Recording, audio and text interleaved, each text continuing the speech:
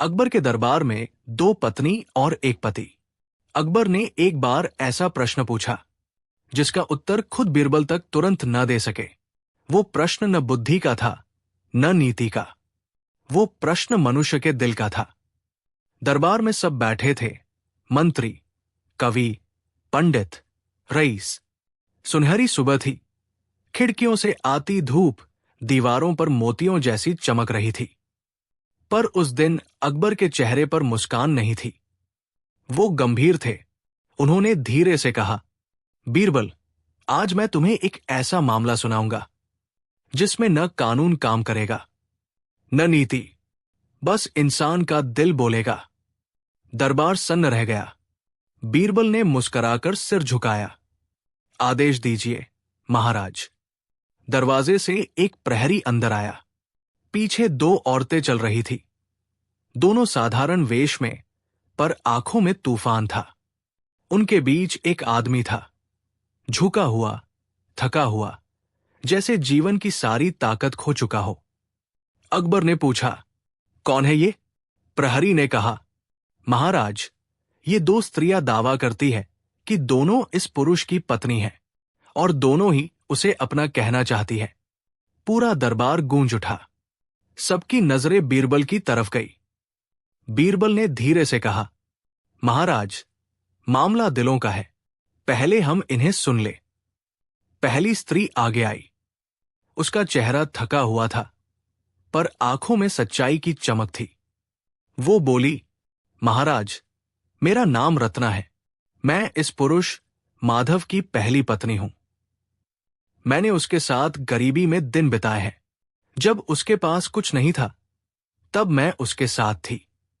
आज जब उसे धन और सम्मान मिला है, ये दूसरी स्त्री कहती है कि वही इसकी सच्ची पत्नी है। दरबार में सरगोशियां होने लगी।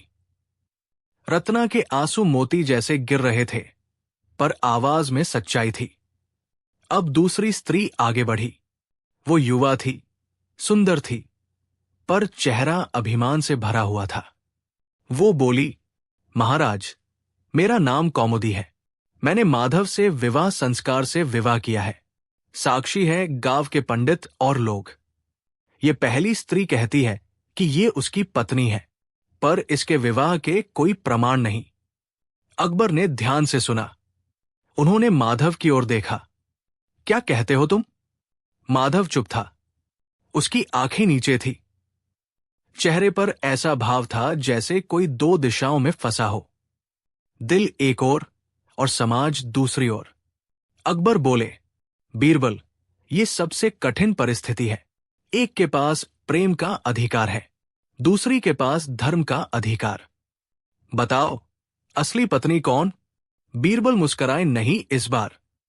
उन्होंने सिर झुकाकर कहा, महाराज, इसका उत्तर जल्दी नहीं मिलेगा। कभी कभी न्याय आंखों से नहीं, दिल से देखना पड़ता है। अकबर ने कहा, तो तुम्हारे पास समय है आज रात तक। कल दरबार में निर्णय होगा। रात आई। दरबार सो गया, पर बीरबल जागते रहे। उन्होंने अपने सेवक को बुलाया और कहा, सुबह से पहले दोनों स्त्रियों को बुलवाओ, पर अलग अलग समय पर। पहली आई रत्ना।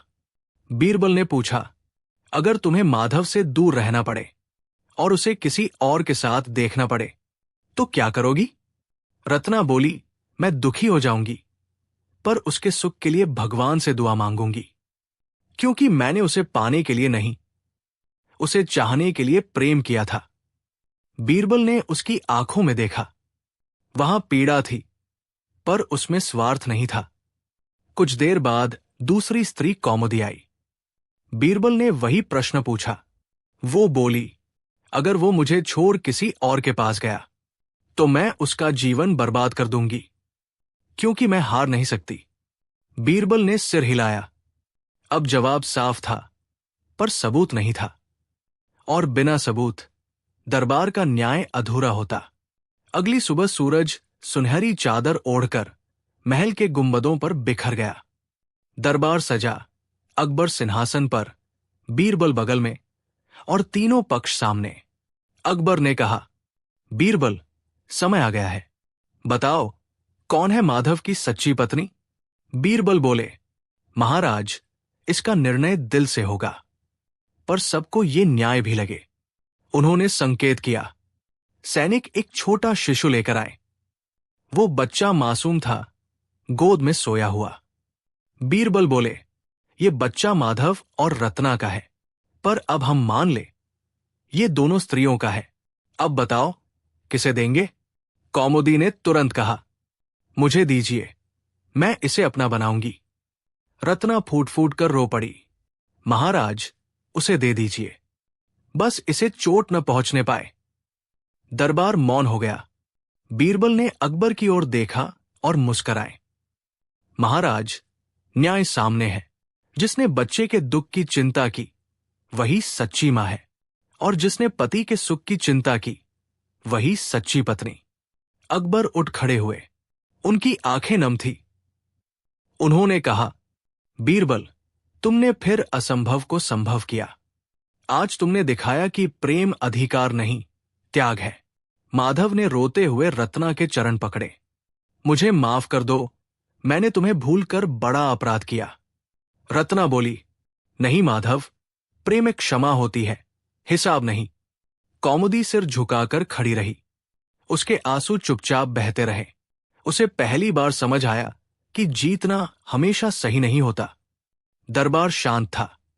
सिर्फ बीरबल की आवाज गूंजी, महाराज, दो पत्नी और एक पति का मामला वास्तव में तीन दिलों का था। एक जिसने प्रेम किया, एक जिसने अधिकार चाहा, और एक जिसने दोनों के बीच खोया हुआ रास्ता खोजा। इस संसार में सबसे बड़ा न्याय वही है जो दर्द देखकर भी शांत रहे और सत्य को समय के साथ उजागर होने दे। मोरल, सच्चा संबंध अधिकार से नहीं, त्याग से पहचाना जाता है। जो अपने प्रेम को बांधना नहीं चाहता वही सच में उसे पाता है। रिश्ते जीतने से नहीं, समझने से टिकते हैं। और उस दिन के बाद अकबर ने जब भी किसी कठिन परिस्थिति का नाम सुना, वो मुस्कुराते हुए कहते, अगर दिल का मामला हो तो उसे बीरबल पर छोड़ दो। धीरे धीरे दरबार की आवाजें मंद हुई। शंखनाद गूंजा और इतिहास ने उस दिन का नाम लिखा जब बीरबल ने दिल से न्याय किया। ये कहानी न सिर्फ प्रेम की है, बल्कि इंसानियत की है, जहां तर्क से नहीं, भावना से निर्णय हुआ, जिसमें और गहराई हो, और आखिर में उसका दिल सोचने पर मजबूर हो जाए। कहानी दो अकबर ने पहली बार किया गधे का इंसाफ। कहते हैं, अकबर ने अपने जीवन में हजारों मुकदमे सुने थे। कभी दो भाइयों की जमीन का झगड़ा, कभी दो व्यापारियों का धोखा, कभी दो पंडितों का ज्ञान का विवाद। पर एक दिन ऐसा मुकदमा आया जिसने पूरे दरबार की बुद्धि को चुनौती दे दी। एक ऐसा मुकदमा जिसमें अभियुक्त कोई इंसान नहीं, बल्कि एक गधा था। हां, आपने सही सुना, गधा। अकबर ने उसी दिन कहा था, अगर आज इस गधे का भी न्याय सही नहीं हुआ तो मेरा सिंहासन न्याय कहलाने के योग्य नहीं रहेगा। और ये वही दिन था जिस दिन बीरबल ने इंसाफ की परिभाषा बदल दी। सुबह की धूप लाल मखमली पर्दों से छनकर दरबार में गिर रही थी। फूलों की खुशबू फिजा में तैर रही थी। संगीतकार वीणा की मंद धुन पर रियाज कर रहे थे। इतने में दरवाजा खुला। एक प्रहरी घबराया हुआ अंदर आया और बोला, महाराज, आज दरबार में एक अजीब मामला आया है। अकबर मुस्कराए। अजीब मामला? हमारे दरबार में तो हर दिन कुछ न कुछ अजीब होता है। बताओ, आज क्या नया तमाशा है? प्रहरी हकलाया। महाराज, आज मुकदमा एक गधे के खिलाफ है। पूरा दरबार हंसी में फूट पड़ा। कवि फैजी अपनी दाढ़ी सहलाते हुए बोले, वाह, अब गधे भी मुजरिम बन गए दरबार आदिल में। अकबर ने मुस्कुराते हुए बीरबल की ओर देखा। बीरबल, क्या तुम भी सोचते हो ये मजाक है? बीरबल शांत थे। उनकी आंखों में हल्की सी जिज्ञासा थी। महाराज, हर मजाक में एक सच्चाई छिपी होती है। पहले सुन लेते हैं मामला क्या है। थोड़ी देर बाद दरबार में एक गरीब किसान को बुलाया गया। उसका नाम था हरिदास। कपड़ों पर मिट्टी, चेहरे पर ईमानदारी। उसके साथ एक गधा भी था, छोटा, दुबला, पर आंखों में मासूमियत। अकबर ने पूछा, बोलो हरिदास, तुम्हारा मामला क्या है? हरिदास ने झुककर कहा, हुजूर, इस गधे ने मेरा जीवन बर्बाद कर दिया। दरबार में फिर हंसी गूंजी। अकबर ने भौहें उठाई। एक गधे ने? कैसे? हरिदास बोला, हुजूर, ये मेरा गधा था। मैंने इसे बचपन से पाला, पर 2 दिन पहले ये मेरे खेत से भाग गया, और जब वापस आया तो मेरे पड़ोसी का सारा गेहूं खा गया। अकबर ने कहा, तो इसमें गधे का क्या दोष? भूखा होगा।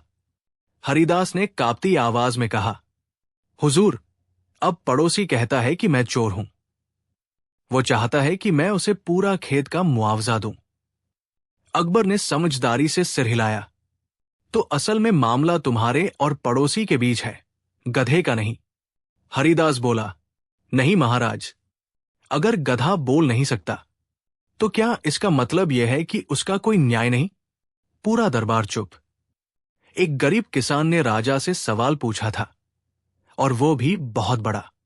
अकबर ने कुछ पल सोचा, फिर बोले, बीरबल, आज तो बड़ा अजीब सवाल सामने है। क्या एक जानवर को भी न्याय मिलना चाहिए? क्या हम उसे दोषी या निर्दोष ठहरा सकते हैं? बीरबल मुस्कराए, महाराज, सवाल बड़ा नहीं, सोच छोटी होती है।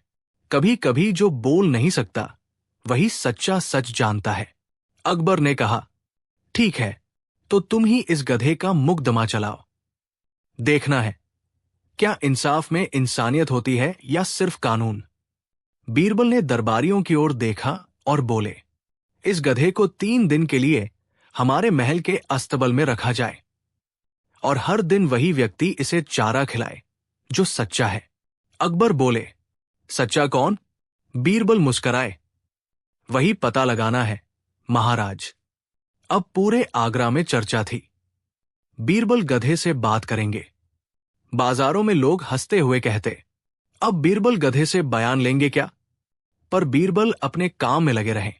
उन्होंने हरिदास और उसके पड़ोसी रघुनाथ दोनों को बुलाया। तुम दोनों हर सुबह गधे को चारा खिलाओगे। बीरबल ने कहा, लेकिन जो झूठ बोलेगा उसे हम पहचान लेंगे। रघुनाथ बोला, पर कैसे? गधा तो बोलेगा नहीं। बीरबल बोले, गधे को बोलना नहीं पड़ेगा, उसकी आंखें बोलेंगी। तीसरे दिन सुबह अकबर दरबार में आए। उत्सुकता चेहरे पर थी। बीरबल, आज तो हमें भी सुनना है कि गधा क्या कहेगा। बीरबल ने मुस्कुराकर गधे को दरबार के बीच में लाया। उसके गले में छोटी सी घंटी थी, मीठी सी झंकार। फिर उन्होंने हरिदास और रघुनाथ दोनों को बुलाया। अब गधे से पूछते हैं, किसने झूठ बोला? सबकी निगाहें गधे पर थी। बीरबल आगे बढ़े और बोले, महाराज, इस गधे की पीठ पर मैंने रात में एक खास इत्र लगाया है। जो ईमानदार होगा वो इसे सहलाएगा, और उसके हाथों में उस इत्र की खुशबू रह जाएगी। लेकिन जो झूठा होगा वो डर के कारण इसे छुएगा भी नहीं। अकबर ने कहा, वाह बीरबल, तो चलो देखते हैं किसके हाथ खुशबूदार होते हैं। एक एक कर दोनों आगे बढ़े, गधे को सहलाने का नाटक किया। फिर बीरबल ने कहा, अब दोनों अपने हाथ दिखाओ। हरिदास के हाथों से हल्की सी चंदन और इत्र की सुगंध उठी, पर रघुनाथ के हाथ एकदम सूखे, सादे। बीरबल मुस्कराए, महाराज, गधा बोल तो नहीं सकता, लेकिन सच की खुशबू बता सकता है। रघुनाथ झूठा है। रघुनाथ हकलाया, नहीं, मैं तो। बीरबल ने कहा, कल रात मैंने गधे की पीठ पर कुछ नहीं लगाया था, बस कहा था कि लगाया है। सच्चा व्यक्ति बिना डर के सहलाएगा, पर झूठा सोचेगा कहीं सबूत न रह जाए, और यही डर उसकी पहचान है। पूरा दरबार ताली बजाने लगा। अकबर हंसे और बोले, वाह बीरबल, तुमने फिर से कमाल कर दिया। गधे का इंसाफ भी कर दिया। पर बीरबल की आंखों में इस बार मुस्कान नहीं थी। वो चुप थे। अकबर ने पूछा, क्या बात है बीरबल, तुम संतुष्ट नहीं लगते? बीरबल बोले, महाराज, इंसाफ तो हो गया, पर मेरा मन कहता है असली मामला कुछ और है। अकबर ने भौहें उठाई। क्या मतलब? महाराज, मैंने देखा है। हरिदास की आंखों में डर है, जैसे कोई और राज छिपा हो। बीरबल ने उस रात हरिदास को अकेले बुलाया। चांदनी महल के बगीचे में फैल रही थी। फूलों से भीनी खुशबू उठ रही थी। बीरबल ने शांत स्वर में कहा, हरिदास, सच बोलो, तुम्हारा गधा उस रात कहाँ गया था? हरिदास की आंखें भर आई। वो बोला, हुजूर, वो मेरे खेत में नहीं, मेरे बेटे के पास गया था। बीरबल ने हैरान होकर पूछा, बेटे के पास? हरिदास बोला, हां महाराज, मेरा बेटा बीमार था। वो दूसरे गांव में रहता है। उसी ने गधे को भेजा था अपने लिए कुछ सामान लाने के लिए। लेकिन लौटते वक्त रास्ते में रघुनाथ का खेत पड़ता है। गधा भूखा था, उसने गेहूं खा लिया। मैं जानता था गलती मेरी है, पर मैंने डर के मारे झूठ बोला। बीरबल ने गहरी सांस ली। तो असली दोषी तुम हो। हरिदास रो पड़ा, हुजूर, मेरे पास न पैसे हैं न ताकत। मैं बस चाहता था मेरा बेटा जिंदा रहे। बीरबल ने उसकी ओर देखा। और इसीलिए तुमने अपने गधे पर दोष डाल दिया? हरिदास ने सिर झुका लिया। अगले दिन बीरबल ने यह बात अकबर से कही। अकबर गंभीर हो गए। तो अब क्या करें? अगर गरीब झूठ बोले तो क्या उसे भी सजा मिले? बीरबल बोले, न्याय का अर्थ केवल दंड नहीं महाराज, कभी कभी न्याय क्षमा के रूप में आता है। अकबर ने कहा, फिर भी यह मामला जनता के सामने तय होना चाहिए। उस दिन दरबार आम जनता के लिए खोला गया। लोगों की भीड़ थी। हर कोई देखना चाहता था कि गधे का इंसाफ कैसे होगा। अकबर ने कहा, बीरबल, अब तुम ही फैसला सुनाओ। बीरबल उठे। उनकी आवाज में मधुरता थी, पर दृढ़ता भी। महाराज, इस गधे ने किसी का गेहूं नहीं खाया, किसी की इज्जत नहीं लूटी, न किसी का खून किया। वो तो बस भूख का शिकार हुआ, जैसे हम सब कभी न कभी होते हैं। असली दोषी वो है जो भूख को अपराध बना देते हैं। दरबार में सन्नाटा। बीरबल ने हरिदास की ओर देखा। हरिदास ने झूठ कहा, पर उसके झूठ के पीछे प्रेम था, पिता का प्रेम। फिर उन्होंने रघुनाथ से कहा, और तुमने सच कहा, पर तुम्हारे सच के पीछे लालच था, खेत का, गेहूं का। अब महाराज, आप ही बताइए, क्या ज्यादा बड़ा अपराध है, प्रेम से कहा गया झूठ या लालच से कहा गया सच? अकबर ने गहरी सांस ली। उनकी आंखें नम हो गई। बीरबल, तुम्हारा न्याय सुनकर लगता है आज मैंने इंसाफ नहीं, मानवता देखी है। भीड़ ताली बजाने लगी। हरिदास रोते हुए गधे को गले लगाकर बोला, माफ कर देना रे, मैंने तुझ पर झूठा इल्जाम लगाया। बीरबल ने मुस्कुराकर कहा, गधा अगर बोल सकता तो कहता, इंसान, तुझसे बड़ा गधा कोई नहीं, क्योंकि तू अपने दोष को स्वीकारने से डरता है। अकबर हंसे। सच कहा बीरबल, आज हमने सीखा कि इंसाफ सिर्फ कानून का नहीं, करुणा का भी होता है। उस दिन के बाद अकबर ने एक नया नियम बनाया। अब से हमारे राज्य में कोई जानवर अपराधी नहीं कहलाएगा। अगर गलती उसकी है तो इंसान की जिम्मेदारी मानी जाएगी। लोगों ने कहा, आज बादशाह ने सचमुच गधे का नहीं, इंसानियत का इंसाफ किया है। बीरबल ने दरबार से बाहर निकलते हुए आसमान की ओर देखा। धीरे धीरे बादल छंट रहे थे। सूरज की रोशनी उनके चेहरे पर पड़ रही थी। उन्होंने धीमे से कहा, महाराज, अकबर ने पहली बार गधे का नहीं, अपने अहंकार का भी इंसाफ कर दिया। सच्चा न्याय वो नहीं जो दोषी को दंड दे, बल्कि वो जो इंसान के भीतर की अच्छाई को पहचान ले। कभी कभी झूठ प्रेम से बोला जाता है और सच स्वार्थ से। न्याय वही है जो दोनों के बीच दिल की नीयत को देखे। और यूं अकबर के दरबार में पहली बार गधे का इंसाफ हुआ। पर असली न्याय किसी गधे का नहीं, इंसान के विवेक का था। उस दिन से जब भी अकबर किसी जटिल मामले में उलझते, बीरबल मुस्कुराकर कहते, महाराज, याद है वो गधा? कभी कभी सबसे सीधा प्राणी ही सबसे सच्चा न्याय दिखा देता है। ये कथा केवल दरबार की कहानी नहीं, बल्कि मानव स्वभाव की कहानी है, जहां बुद्धि, करुणा और सत्य तीनों एक ही तराजू पर रखे जाते हैं। और अंत में, जिस दिन इंसान अपने भीतर के गधे, यानी अपनी गलती, अपनी मासूमियत और अपनी भूख, तीनों को स्वीकार कर लेता है, उसी दिन वो सच्चा इंसान बन जाता है। कहानी 3। बीरबल का एक सवाल जो पूरी प्रजा उसका जवाब न दे सकी। कहते हैं, एक दिन अकबर के दरबार में ऐसी खामोशी छाई जैसी तब होती है जब तूफान आने से पहले हवा भी सांस रोक लेती है। दरबार भरा था, कवि, मंत्री, सेनापति, पंडित, सभी हाजिर।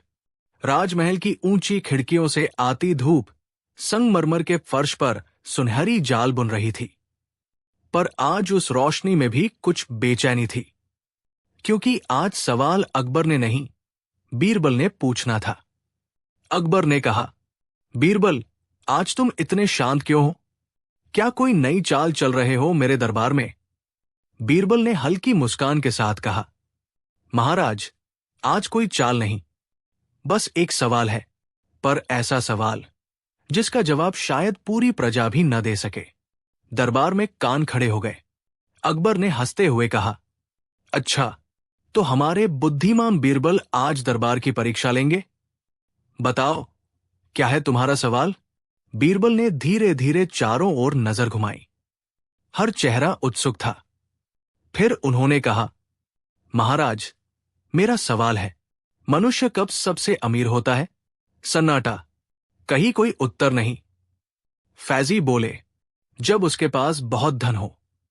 राजा टोडरमल बोले, जब उसका व्यापार फलता फूलता हो। मंत्री अबुल फजल ने कहा, जब उसके पास ज्ञान हो। बीरबल मुस्कराए, पर बोले कुछ नहीं। अकबर ने पूछा, क्या इन सब में से कोई सही नहीं है? बीरबल ने सिर हिलाया, नहीं महाराज, ये सब अधूरा उत्तर है, असली जवाब कुछ और है। अकबर की आंखों में चमक आई। तो फिर ये पहेली तुम ही सुलझाओ। बीरबल ने झुककर कहा, नहीं महाराज, इस बार जवाब मैं नहीं दूंगा। इस सवाल का जवाब आपकी प्रजा देगी। बीरबल ने कहा, 3 दिन बाद दरबार खुलेगा, और जो इस सवाल का सही उत्तर देगा, उसे मैं नहीं, स्वयं महाराज अकबर सोने का मुकुट पहनाएंगे। ये सुनते ही दरबार में हलचल मच गई। अकबर बोले, ये तो अद्भुत विचार है बीरबल, चलो देखते हैं हमारी प्रजा में कितनी समझ है। बीरबल ने मन ही मन कहा, यह सवाल केवल बुद्धि का नहीं, ये मन की गहराई का है। 3 दिन के भीतर आगरा के हर कोने में ये खबर फैल गई। बीरबल ने ऐसा सवाल पूछा है जिसका जवाब कोई नहीं दे सकता। कभी तांगे वाला जवाब देता, जब पेट भरा हो। कभी व्यापारी कहता, जब तिजोरी भरी हो। कभी साधु कहता, जब मन शांत हो। हर कोई जवाब दे रहा था, पर सबके शब्दों में कुछ न कुछ अधूरापन था। जवाब में बुद्धि थी, पर आत्मा नहीं। तीसरे दिन दरबार भरा। लोग कतारों में खड़े थे। अकबर शाही सिंहासन पर बैठे थे और बीरबल बगल में, शांत, गंभीर। एक एक कर लोग आते गए। किसी ने कहा, जब आदमी राजा बने। किसी ने कहा, जब उसके पास कोई दुख न हो। किसी ने कहा, जब वो सबका प्रिय हो। बीरबल बस सिर हिलाते रहे। किसी का उत्तर उन्हें छू नहीं पा रहा था। फिर अंत में दरबार के द्वार से एक बूढ़ी औरत आई। झुर्रियों से भरा चेहरा, फटी साड़ी, नंगे पांव, पर आंखों में गहरी शांति। सैनिकों ने रोका, अरे अम्मा, ये दरबार है, यहां राजाओं के सवाल होते हैं, तेरे बस का नहीं। पर अकबर ने हाथ उठाया, रुक जाओ। दरबार में सबसे छोटा भी बोल सकता है, अगर उसके शब्दों में सच्चाई हो। बूढ़ी औरत आगे बढ़ी। उसने सिर झुकाया और बोली, हुजूर, मैं जवाब दे सकती हूं। बीरबल ने मुस्कुराकर कहा, तो बताइए अम्मा, मनुष्य कब सबसे अमीर होता है? अम्मा ने कुछ पल चुप रहकर कहा, जब उसके पास देने की ताकत हो। पूरा दरबार चुप हो गया। बीरबल ने धीरे से दोहराया, देने की ताकत? अम्मा बोली, हाँ हुजूर, जब आदमी इतना अमीर हो जाए कि किसी को कुछ दे सके, चाहे वो रोटी हो, स्नेह हो या क्षमा, तब वो सच में अमीर होता है। अकबर की आंखों में चमक आई। उन्होंने बीरबल से कहा, यह तो बहुत सुंदर उत्तर है, क्या यही सही जवाब है? बीरबल मुस्कराए, महाराज, ये बहुत सुंदर उत्तर है, पर पूरा नहीं। दरबार में फुसफुसाहटें गूंजने लगी। बीरबल ने कहा, यह औरत सही दिशा में चली है, पर मंजिल अभी दूर है, क्योंकि सवाल कब का था। मनुष्य कब सबसे अमीर होता है? अकबर बोले, तो फिर बताओ बीरबल, कब? बीरबल बोले, इसका जवाब मैं भी नहीं दूंगा महाराज। अब यह सवाल मैं इस पूरी प्रजा से नहीं, आपसे पूछता हूं। अकबर मुस्कराए, तो हम भी परखे जाएंगे? हां महाराज, क्योंकि राजा का दिल अगर समझ ले इस सवाल का अर्थ, तो पूरी प्रजा सीख जाएगी सच्ची अमीरी क्या होती है। बीरबल ने कहा, मैं आपको 3 दिन का समय देता हूं। इन 3 दिनों में आप जो भी देखें, महसूस करें, उसमें ढूंढिए जवाब। अकबर ने हामी भरी। 3 दिन बीते, पर तीसरे दिन जब बीरबल ने पूछा, महाराज, क्या मिला जवाब? अकबर ने सिर झुका लिया। नहीं बीरबल, मैंने महलों की सजावट देखी, सेनाओं की शक्ति देखी, प्रजा की भीड़ देखी, पर अमीरी की असल पहचान नहीं मिली। बीरबल बोले, तो चलिए महाराज, अब मैं आपको वहां ले चलता हूं जहां यह जवाब खुद बोलता है। बीरबल अकबर को लेकर शहर से बाहर गए। रास्ता सुनसान था। सूरज ढल रहा था। आसमान पर लालिमा थी। पंछी अपने बसेरों को लौट रहे थे। कुछ देर बाद वे एक झोपड़ी के पास पहुंचे। वहां एक आदमी मिट्टी का दीपक बना रहा था। पास में उसकी पत्नी रोटी सेंक रही थी और उनका छोटा बेटा गीत गुनगुना रहा था। अकबर ने पूछा, ये लोग इतने गरीब हैं, फिर भी इनके चेहरे पर मुस्कान क्यों है? बीरबल बोले, यही देखने लाए हैं महाराज। बीरबल और अकबर झोपड़ी के पास गए। कुम्हार उठकर बोला, आइए हुजूर, बैठिए। हमारे घर कुछ नहीं है, पर दिल साफ है। उसने मिट्टी के बर्तन उतारे। अपनी पत्नी से कहा, रोटी और नमक ले आ। अकबर ने धीरे से पूछा, तुम्हारे पास धन नहीं, महल नहीं, फिर भी तुम इतने खुश कैसे हो? कुम्हार मुस्कराया, हुजूर, क्योंकि मेरे पास जो है वो पर्याप्त है, और जो नहीं है उसके बिना भी जीना सीख लिया है। अकबर चुप। उसके शब्द दिल में उतर गए। बीरबल ने कहा, महाराज, अब समझिए मेरा सवाल। मनुष्य कब सबसे अमीर होता है? अकबर ने धीरे से कहा, जब उसे यह महसूस हो कि जो है वही काफी है। बीरबल मुस्कराए, महाराज, अब आपने खुद जवाब दे दिया। अगले दिन अकबर ने दरबार में सबको बुलाया। बीरबल बगल में थे। राजा ने घोषणा की। बीरबल का सवाल था, मनुष्य कब सबसे अमीर होता है? और आज मैं इसका उत्तर देता हूं। मनुष्य तब सबसे अमीर होता है जब उसे अपने जीवन में जो मिला है उसमें कृतज्ञता हो। जब वो ये कहना सीखे, धन्यवाद, मेरे पास जो है वो पर्याप्त है। दरबार तालियों से गूंज उठा, पर बीरबल शांत रहे।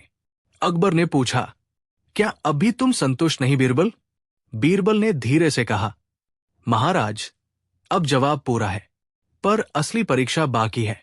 बीरबल ने कहा, महाराज, आज रात आप अपने महल में नहीं सोएंगे। आप मेरे साथ चलेंगे, उस जगह जहां असली अमीरी का अर्थ महसूस होता है। अकबर ने कहा, चलो। वे दोनों निकले। घने जंगलों से होते हुए एक सूखे गांव पहुंचे। वहां अकाल पड़ा था। लोग भूखे थे, बच्चे रो रहे थे। अकबर के दिल में हुक उठी। उन्होंने कहा, बीरबल, मैं कुछ कर नहीं पा रहा, कैसे कहूं कि मैं अमीर हूं? बीरबल ने कहा, महाराज, यही तो वक्त है जब आपका जवाब सही साबित हो सकता है। अगर आप इस गांव को कुछ दे सके तो आप अमीर हैं। अकबर ने बिना एक शब्द बोले अपनी तलवार उतारी, अपनी शाही अंगूठी उतारी और गांव वालों में बांट दी। गांव में पहली बार मुस्कान लौट आई। बीरबल ने मुस्कुराकर कहा, अब बताइए महाराज, क्या महसूस हो रहा है? अकबर बोले, मन हल्का लग रहा है, जैसे मैंने कुछ खोया नहीं बल्कि पाया है। बीरबल ने कहा, यही असली अमीरी है, जब देने पर मन और समृद्ध हो जाए। अगले दिन अकबर ने दरबार में सबको बुलाया और कहा, आज मैं अपने जीवन का सबसे बड़ा सबक सीखा हूं। सोने चांदी, ताज मुकुट, महल और ताकत, ये सब असली अमीरी नहीं है। असली अमीरी वह है जब दिल में कृतज्ञता हो और हाथ किसी की मदद के लिए उठे। बीरबल झुककर बोले, महाराज, अब मेरा सवाल पूरा हुआ और इस बार जवाब दरबार ने नहीं बल्कि राजा ने दिया है। मनुष्य तब सबसे अमीर होता है जब वो अपनी जरूरत से ज्यादा दूसरों को दे सके और फिर भी भीतर से संतुष्ट रहे। असली संपत्ति न धन है न वस्त्र, असली संपत्ति है कृतज्ञ हृदय। और यूं अकबर के दरबार में पहली बार ऐसा सवाल पूछा गया जिसका जवाब किसी बुद्धिमान ने नहीं बल्कि एक बूढ़ी औरत और एक गरीब कुम्हार ने दिया।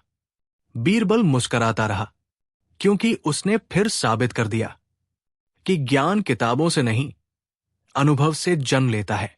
ये कहानी न केवल एक सवाल का जवाब देती है बल्कि हमें ये सिखाती है कि अमीर होना जेब से नहीं, दिल से शुरू होता है। कहानी 4, बीरबल ने कैसे सुलझाया एक परिवार के झगड़े को। एक दिन अकबर के दरबार में अचानक ऐसा मामला आया जिसने पूरे साम्राज्य की शांति को हिला दिया। कहा जाता है वो दिन था जब बीरबल की बुद्धि नहीं बल्कि उसका दिल सबसे बड़ी परीक्षा में उतरा। राजा अकबर अपने सिंहासन पर बैठे थे। चारों ओर चमचमाती रोशनी, सैनिकों की कतारें, सुगंधित धूप की लहरें हवा में तैर रही थी। मगर अकबर का चेहरा गंभीर था, भौहें तन गई थी। उन्होंने धीरे से कहा, आज दरबार में एक ऐसा मामला आया है जो किसी युद्ध से भी कठिन है और किसी अपराध से भी गहरा। दरबार में सन्नाटा फैल गया। अकबर बोले, एक परिवार है जो हमारे ही नगर में रहता है, पिता, माता और 2 बेटे, पर अब वो परिवार बिखरने की कगार पर है।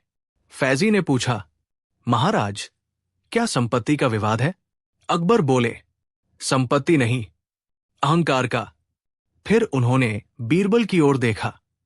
बीरबल, ये तुम्हारे लिए सबसे कठिन परीक्षा होगी, क्योंकि तलवार से लड़ा जाए तो जीत मिलती है, लेकिन जब दिलों में दीवारें खड़ी हों, वहां जीत नहीं, समझ चाहिए। कुछ देर बाद पहरेदारों ने दरवाजे खोले। अंदर एक वृद्ध व्यक्ति आया, सफेद दाढ़ी, आंखों में थकान, कंधे झुके हुए। उसके साथ उसकी पत्नी थी। चेहरे पर दर्द, मगर भीतर कुछ टूटने का डर। उनके पीछे 2 युवक आए, दोनों एक दूसरे से मुंह फेरे हुए, कंधे तने हुए, आंखों में आग। अकबर ने कहा, कहो, क्या मामला है? वृद्ध ने हाथ जोड़कर कहा, हुजूर, ये मेरे दोनों बेटे हैं, रामू और शामू। पहले ये एक दूसरे की जान थे, अब एक दूसरे के दुश्मन बन गए हैं। अकबर ने पूछा, क्यों? वृद्ध बोला, हमारे पास एक ही खेत है जो हमारी रोजी रोटी है, अब दोनों उसे अपना बताकर झगड़ रहे हैं। छोटा कहता है, मैंने सींचा है, बड़ा कहता है, मैंने बोया था। अकबर ने गंभीर स्वर में कहा, यह कोई असाधारण मामला नहीं, पर मैं चाहता हूं कि इसे बीरबल सुलझाए। बीरबल ने झुककर कहा, जो हुक्म महाराज। बीरबल ने दोनों भाइयों की ओर देखा। उनकी आंखों में ईर्ष्या थी, पर भीतर कहीं दर्द भी। बीरबल ने धीरे से पूछा, अगर ये खेत किसी तीसरे व्यक्ति को दे दिया जाए तो क्या तुम दोनों खुश रहोगे? रामू ने कहा, अगर शामू को न मिले तो जिसे भी मिले, मुझे फर्क नहीं। शामू बोला, अगर रामू को न मिले तो जिसे भी मिले मुझे भी फर्क नहीं। बीरबल ने गहरी सांस ली। यानी तुम दोनों का दुख खेत के बंटने का नहीं, एक दूसरे को पाने का है। अकबर बोले, बीरबल, क्या इसका कोई हल है? बीरबल मुस्कराए, महाराज, हल है, पर उसे पाने के लिए थोड़ा धैर्य चाहिए। बीरबल ने दोनों भाइयों से कहा, मैं कल तुम्हारे खेत पर आऊंगा, तब तय होगा कि ये किसका है। अगले दिन सूरज उगा। आगरा के बाहर खेतों में ओस की बूंदें चमक रही थी।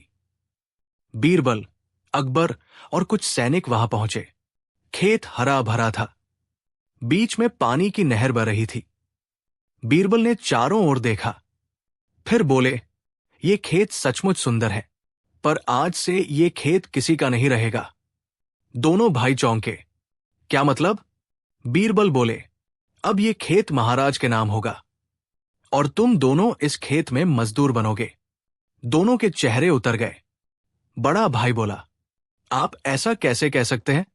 ये हमारा है।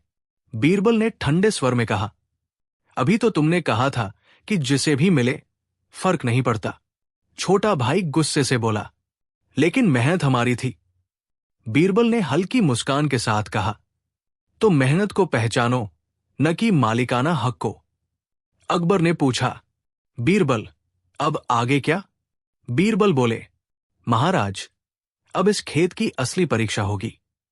मैं इस खेत को 2 हिस्सों में बांट दूंगा, आधा हिस्सा रामू का, आधा शामू का। दोनों भाइयों ने राहत की सांस ली।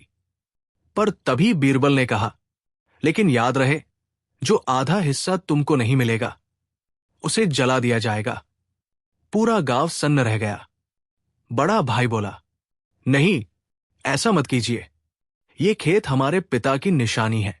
छोटा भाई चुप रहा। उसकी आंखों में गुस्सा और भय दोनों थे। बीरबल ने देखा, जिसे जला देने की बात पर दिल कांपे वही असली मालिक होता है। बड़ा भाई रो पड़ा, बीरबल जी, ये खेत मेरा नहीं, हमारे पिता का है। इसे बांटना मेरे बस की बात नहीं। अगर खेत जल गया तो उनकी आत्मा रोएगी। बीरबल ने पूछा, तो फिर क्या करोगे? वो बोला, मैं अपने हिस्से से भी हाथ धो दूंगा, पर यह खेत सुरक्षित रहे। छोटा भाई हक्का बक्का रह गया। अकबर ने चुपचाप देखा। बीरबल ने कहा, महाराज, असली मालिक सामने है। अकबर ने पूछा, कैसे? बीरबल बोले, क्योंकि जिसे खोने का डर हो वही असली मालिक होता है। जिसे बस जीत चाहिए वो स्वार्थ का दास है। अकबर ने कहा, तो अब खेत बड़े भाई का हुआ? बीरबल बोले, जी नहीं महाराज, अब असली काम शुरू होगा। सब चौंके। बीरबल ने कहा, अगर मैं अब खेत एक को दे दूंगा तो दूसरा जिंदगी भर नफरत में जिएगा। इसलिए अब खेत को बांटना नहीं, परिवार को जोड़ना होगा। अकबर ने कहा, तो क्या उपाय है?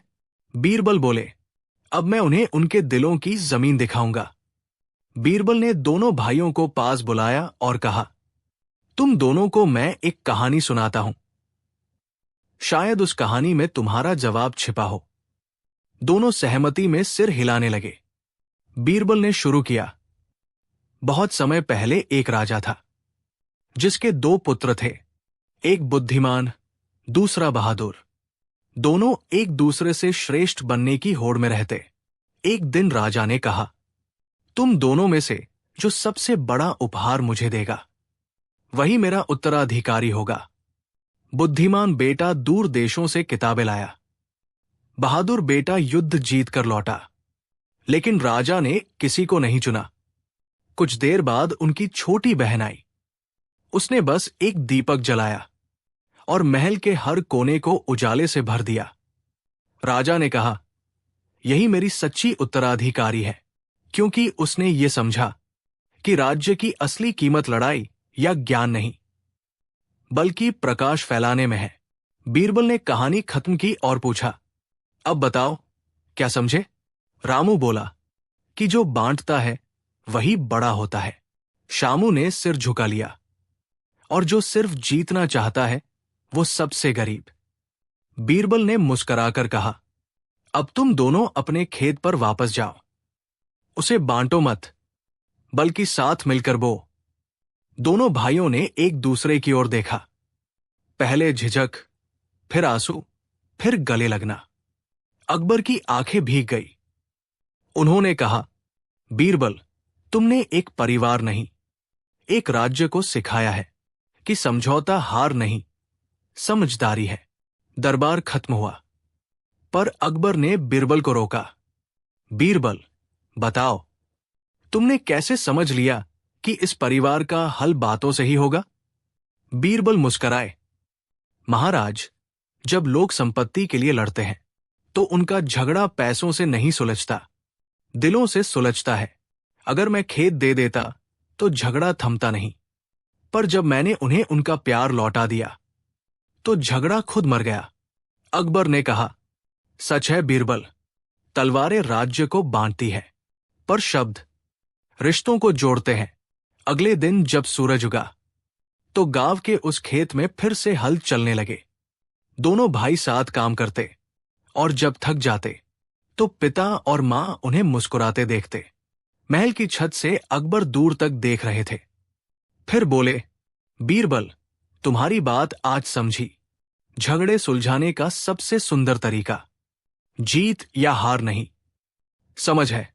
बीरबल ने कहा, महाराज, जब हम समझ लेते हैं कि हर इंसान का दर्द एक जैसा है, तभी हम सच्चे न्यायाधीश बनते हैं। रिश्ते तब नहीं टूटते जब मतभेद हो, वे तब टूटते हैं जब मैं बड़ा हो जाता है और हम छोटा। संपत्ति बांटने से जीवन नहीं सुलझता, पर प्यार बांटने से हर झगड़ा मिट जाता है। जिस घर में समझ, क्षमा और संवाद हो, वहां बीरबल की बुद्धि और अकबर का दिल दोनों बसते हैं। और यूं अकबर के दरबार में उस दिन ऐसा फैसला हुआ जिसने तलवार नहीं, इंसानियत की ताकत दिखाई। बीरबल ने सिखाया कि परिवारों को जोड़ने के लिए बुद्धि नहीं, बस थोड़ा सा दिल चाहिए। ये थी बीरबल ने कैसे सुलझाया एक परिवार के झगड़े को।